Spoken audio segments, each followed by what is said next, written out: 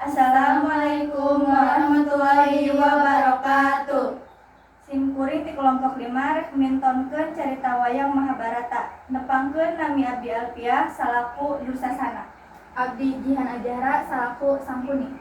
Abdi Windy salaku Duryana. Abdi Aida salaku Durupati. Abdi Habibah salaku Dereta Rasta. Wilujeng nyakseni.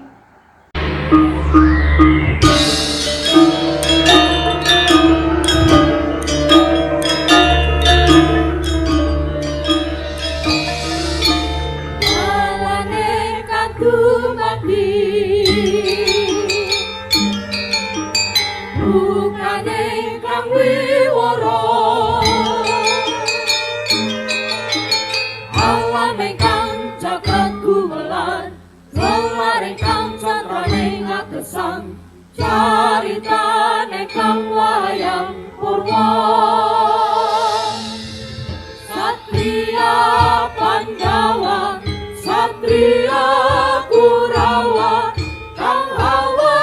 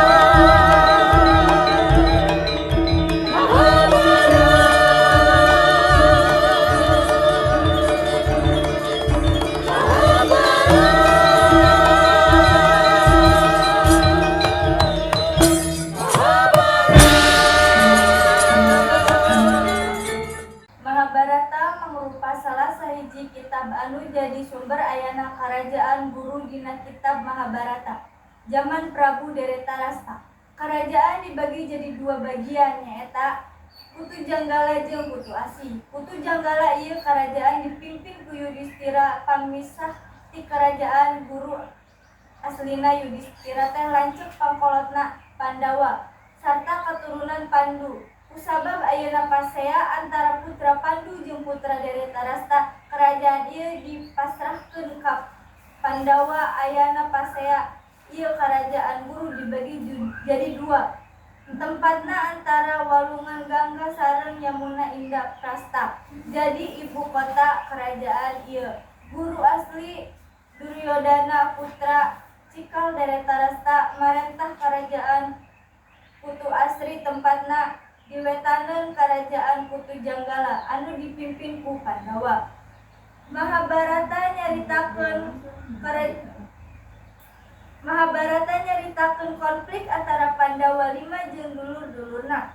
100 ieu rawa ngeunaan hak pamarentahanna karajaan guru jeung puseur pamarentahanna di Astinapura. Puncakna nyaeta perang Barata Yuda di Kutukresta jeung perangna lumangsung salila 18 poe.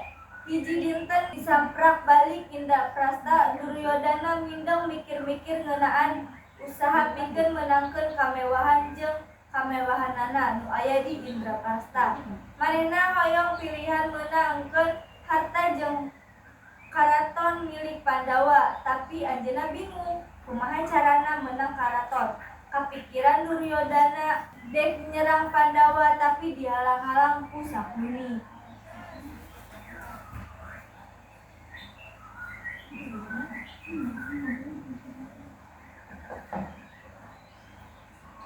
Kuring terang Yudhistira resep main dadu, tapi anjeunna moal terang kumaha abdi main dadu. Sedangkeun abdi raja jago main dadu pikeun eta hayu urang ajak anjeunna main dadu. Engke kuring bakal main dadu atas nama anjeun.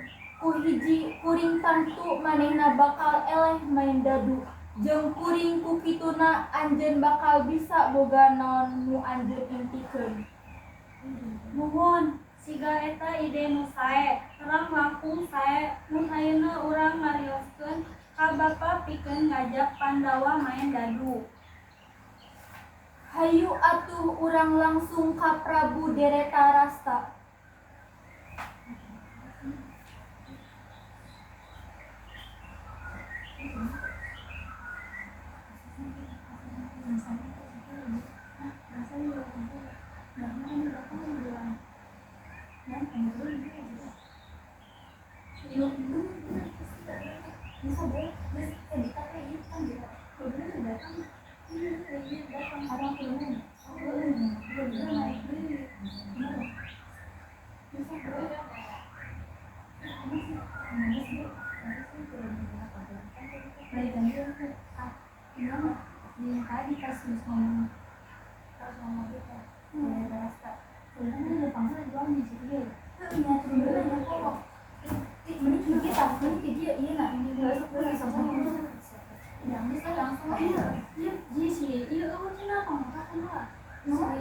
Si Durupadi jadi kieu kan di kambuaan.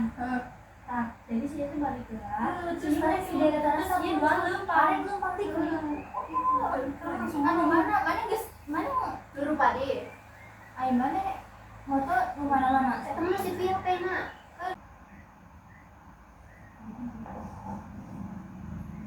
Kuring terang Yudhistira resep main dadu, tapi anjeunna moal terang kumaha abdi main dadu.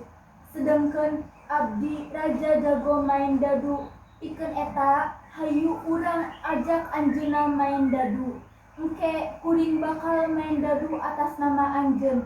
Ku hiji kuring tangtu manehna bakal eleh main dadu jeung kuring. Ku kituna anjeun bakal bisa boga naon wae nu anjeun impikeun. Nuhun, sigana eta ide nu sae, terang langkung sae. Mun ayeuna urang nyarioskeun ka Bapa pikeun ngajak Pandawa main dadu. Hayu atuh urang langsung ka Prabu Deretarasta.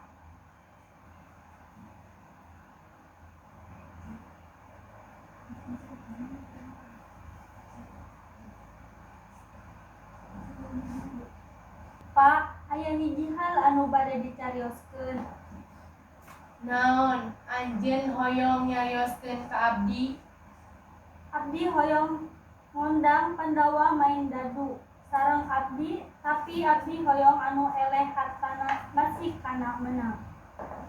Kuring teu satuju kana pamundutan anjeun eta. Mah eueuh bedana jeung judi. Naha anjeun hoyong ngalakukeun eta? Tapi Pak, abdi sirik kana kamewahan anu dipiboga ku Pandawa. Aranjeunna gaduh sadayana sedangkeun abdi henteu. Kuring masih teu setuju kana pamundutan anjeun. Sang Prabu nalika urang dihina prasta para Pandawa mamerkeun kabeungharanana jeung kamewahanana di handapna umum serta kalawan angkuh. Maranehna oge mamerkeun kakuatan goibna. Aranjeunna pikeun pamer naha anjeun teu terang anu dilakukeun Pandawa ka abdi di hinda prasta. Naha leres eta kajadian sapertos kitu kana kuring? Leres Bapa, janten Bapa bade ngarobah keputusan Bapa. Muhun putra abdi satuju tuluy geura nyiapkeun arena sarta ngajak Pandawa kana Hastinapura.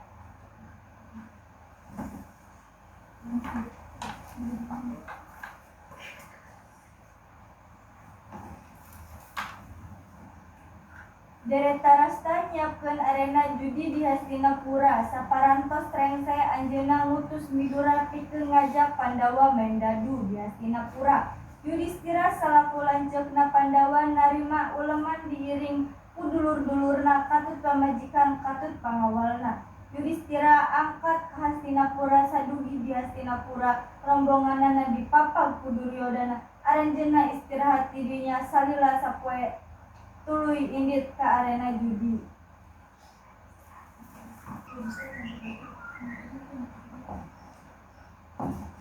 Kang Prabu Yudi teh sebenarna mah teu bade malahan numutkeun jalma wijaksana. Jadi kudu dijauhan sabab mineng aya tipu daya antara lawan. Hapunten paduka, atuh lamun main judi jeung Duryodana teu aya anu goreng sabab anjeun masih dulur lamun anjeun menang mangga harta Duryodana moal leungit sia-sia. Kitu oge lamun Duryodana menang maka harta anjeun moal sia-sia sabab masih aya di leungeun anjeun. Kukituna naon goreng lawan alura ngajalankeun rencana ieu? Lamun kitu hayu urang main di kaulinan. Satracana urang mimitian ieu kaulinan abdi gaduh hiji pamanut.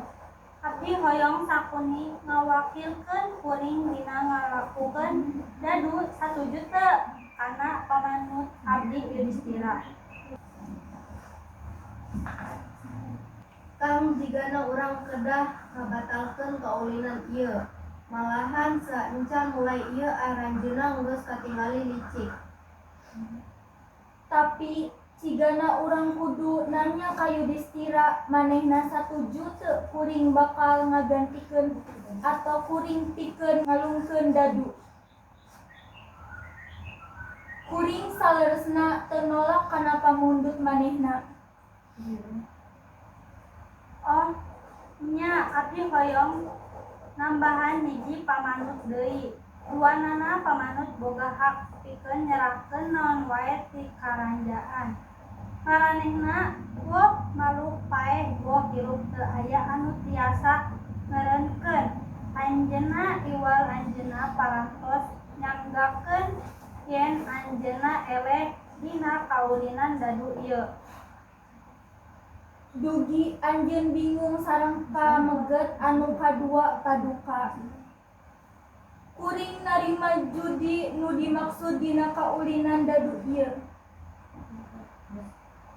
Kuring miharep anjeun dina kaayaan sadar pikeun nampakkeun judi nu ditawarkeun. Muhun Neng, abdi sadar. Bade bet naon heula lanceuk. Pilihan anu wijaksana kuring oge bade bet harta karajaan kuring Yudistira eleh.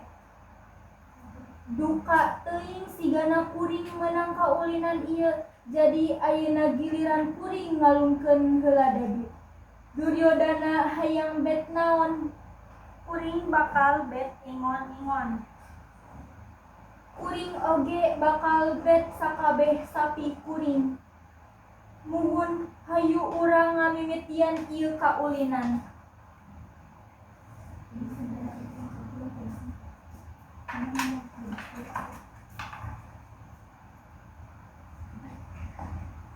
Yudistira eleh.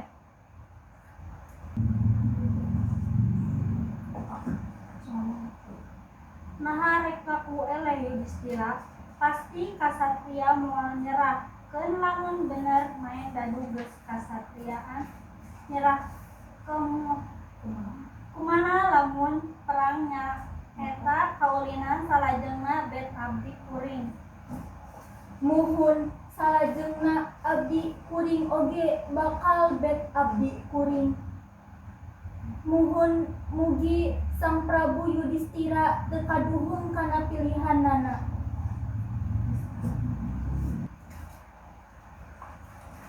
Yudistira eleh. Kekayaan Yudistira karaton kerajaan prajurit jeung lanceukna akhirna jadi milik Duryodana.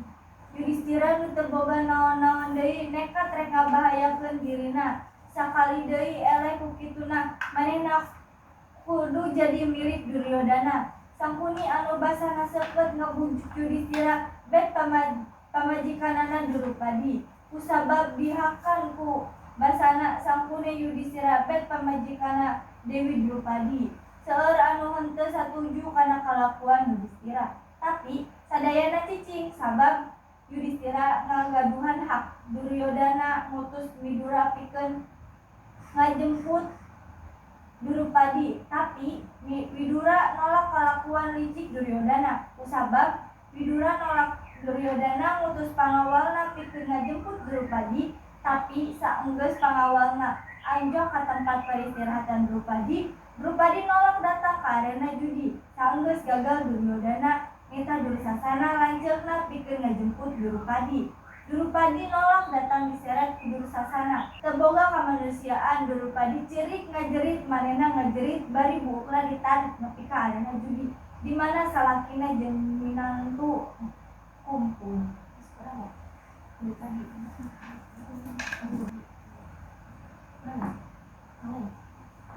Tesangka ayeuna Hastinapura kalengitan loba jelema pinter. Buktina diantara jalma-jalma anu sakitu lobana teu aya anu ngalompa, cabul, Durasana atawa leres dulur di Hastinapura ayeuna kabeh jiga Dursana. Dursana geura cabut baju Drupadi. Palayan Ridho.